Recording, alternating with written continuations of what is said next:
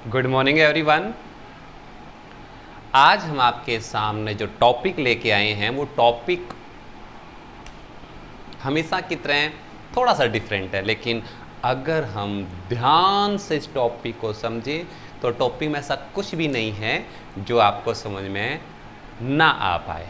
आज हमारे सामने टॉपिक है तकनीक की भूमिका।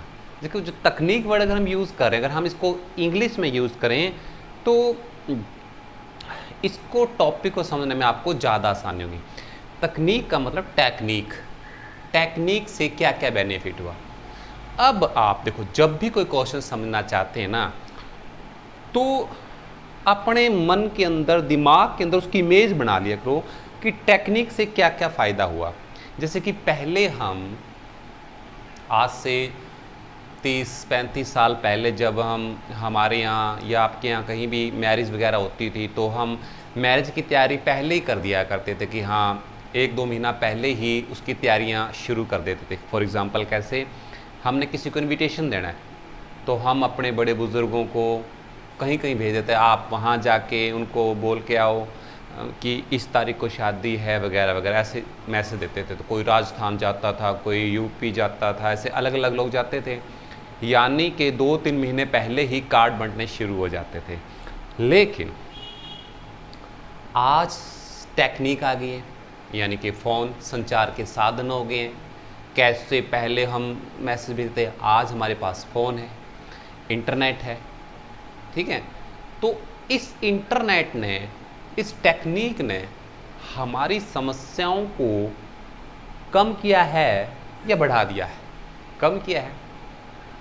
वो हम आपको उसी टेक्निक का जो टॉपिक है, वो हम इस टॉपिक के सहारे आपको समझाना चाहते हैं कि इस टेक्निक आने से क्या क्या बेनिफिट हुआ खाद्य पदार्थों की मात्रा एक देश से दूसरे देश में जाने में। देखिए,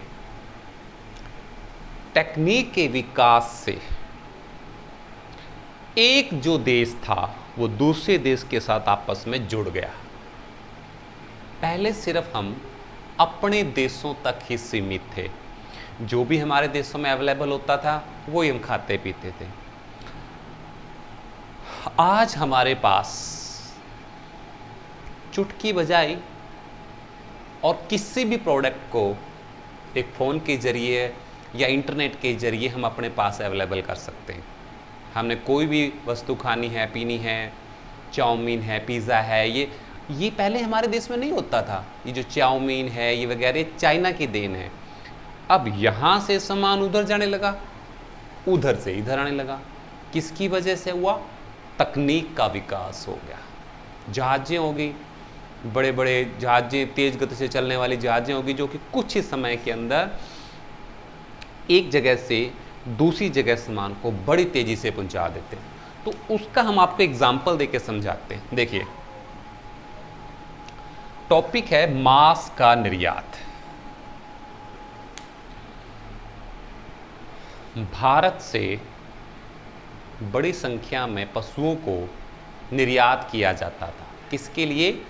मांस के लिए। तो जीवित पशुओं को ही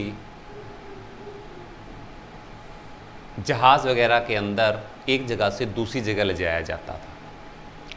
जब वो पशु एक जगह से दूसरी जगह जाते थे तो वो जो पशु होते थे, आधे तो रास्ते में बीमार हो जाते थे, कई कमज़ोर हो जाते थे और कई तो मर ही जाते थे।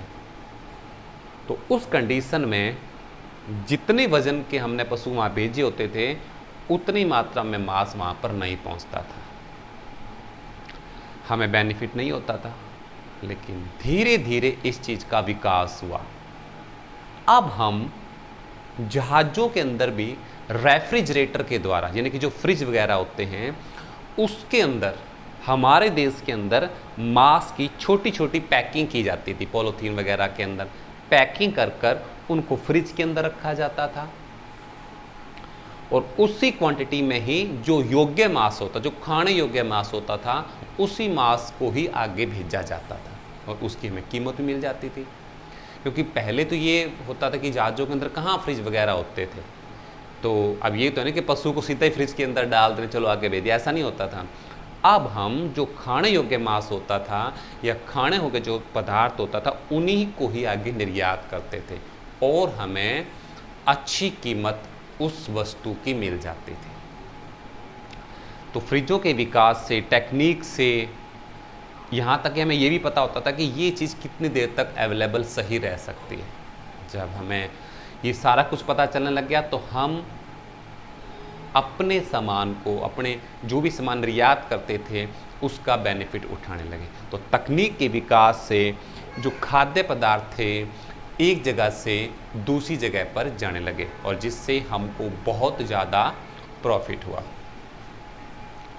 यानी कि जब मांस का निर्यात करते थे ना, यह एक बहुत ही जटिल प्रक्रिया थी।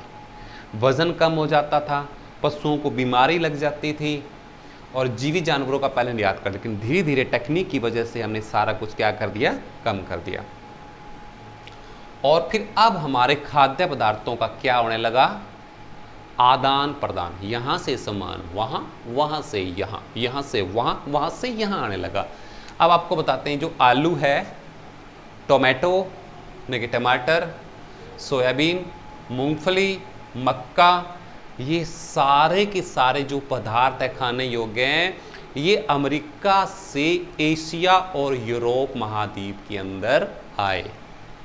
ये यहाँ शुरुआत हमारे इंडिया में नहीं हुई थी, इनकी शुरुआत वहाँ से हुई थी। वहाँ से हमने इन चीज़ों को अपने यहाँ उत्पादित करना सीखा और यहाँ से चीज़ें वहाँ गई है, वहाँ से यहाँ आई हैं। किसकी वजह से आई हैं? टेक्निक यानी कि तकनीक के विकास की वजह से ही सारी चीज़ें अवेलेबल हो पाई हैं। आई होप को ये टॉपिक आपको समझ में आ गया होगा।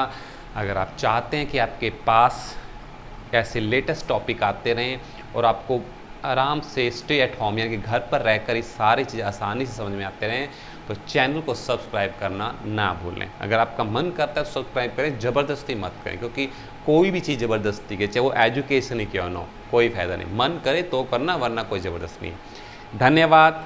हम गॉड से प्रेयर करते हैं कि आपका दिन शुभ हो। धन्यवाद।